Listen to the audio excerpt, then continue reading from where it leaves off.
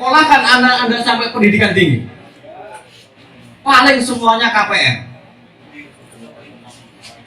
Nah, itu adalah bagaimana saya mencoba memasukkan marxisme itu tidak hanya untuk masyarakat sipil, tetapi setiap orang-orang Indonesia, termasuk guru P3K ya, termasuk Gojek, termasuk elemen-elemen yang batasan saya adalah ketika mengalami perjuangan untuk mendapat pendidikan yang terbaik, untuk mendapatkan rumah, untuk mendapatkan kebutuhan dasar, mereka masih mengalami kesulitan.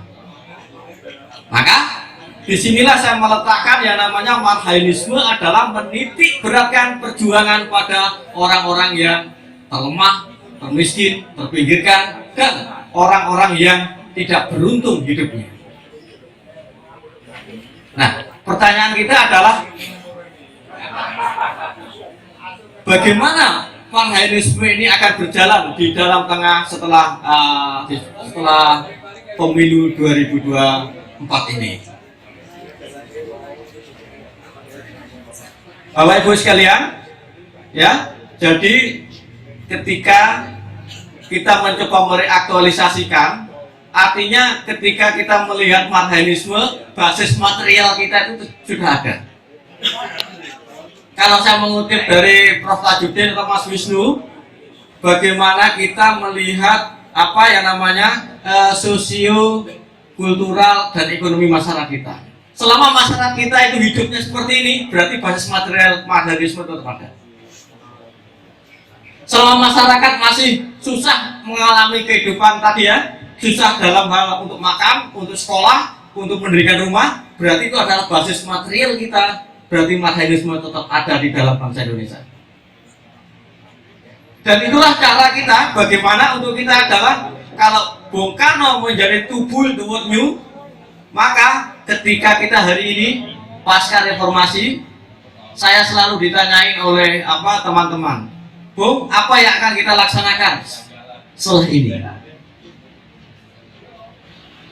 Kemarin saya keliling ke Riau, saya ke Palu, dan kemarin ini saya pulang dari Banyuwangi. Di sana saya ketemu Front Marxis Nasionalis. Saya merasakan Front Marxis Nasionalis juga tumbuh di berbagai macam daerah. Ya, mereka tumbuh dengan segenap segala kemauannya, itikadnya itu sudah ada. Dan ini adalah hal yang baik, ya, termasuk adanya lembaga-lembaga yang di Jogja memang dari dulu memang sudah banyak. Tapi untuk di daerah-daerah ini saya melihat, bahkan saya sering bertemu mereka, diambil oleh mereka untuk ngobrol di sekretariatnya dan seterusnya. Dan saya merasakan bahwa marxisme dan nasionalisme ini tetap ada di dalam denyut nadi masyarakat kita. Dan ini adalah kabar baik yang saya rasakan bagi kehidupan kita berbangsa dan bernegara. Satu hal yang selalu dipertanyakan, setelah ini kita mau ngapain? Setelah pemilu 2024 kita harus yuk ke piye? Nah, ini adalah pertanyaan yang perlu kita pikirkan. Dengan situasi politik yang seperti ini, kita mau bertindak seperti apa? Dan dalam bacaan saya hari ini memang kita lihat bagaimana kekuasaan tadi sudah dikutip oleh Mas Agus ya pada waktu berdoa tadi. Saya ingatkan lagi bagaimana pidato Soekarno pada waktu 1 Juni lahirnya Pancasila. Kita mendirikan negara bukan untuk satu orang. Kita mendirikan negara bukan untuk satu golongan. Kita mendirikan negara bukan untuk satu agama. Kita jika mendirikan negara juga bukan untuk orang-orang kaya.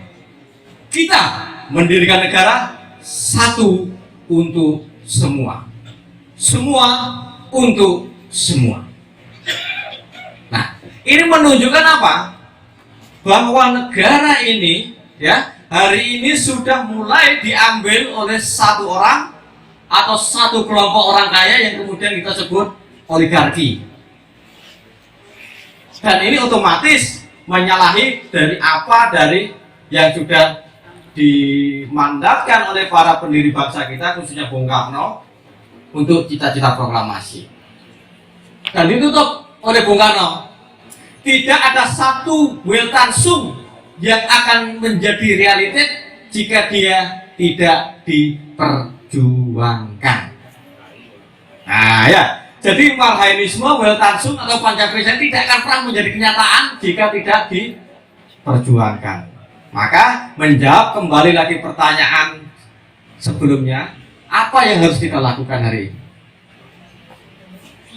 Oke, saya ingin bertanya pada senior-senior kita mungkin ya.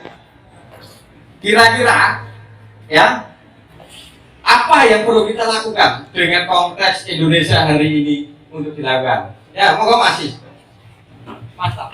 Ya. Ya, makasih Mas Yas. Menurut saya itu memang ada realisasi perubahan.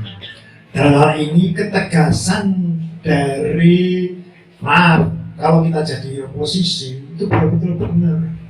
Jadi hukum itu harus tegakkan, jangan tumpul di bawah, lanjut di atas, salah di bawah. Atas itu harus betul-betul tidak tumpul. Itu aja. Dibuat pembaruan. Terima kasih.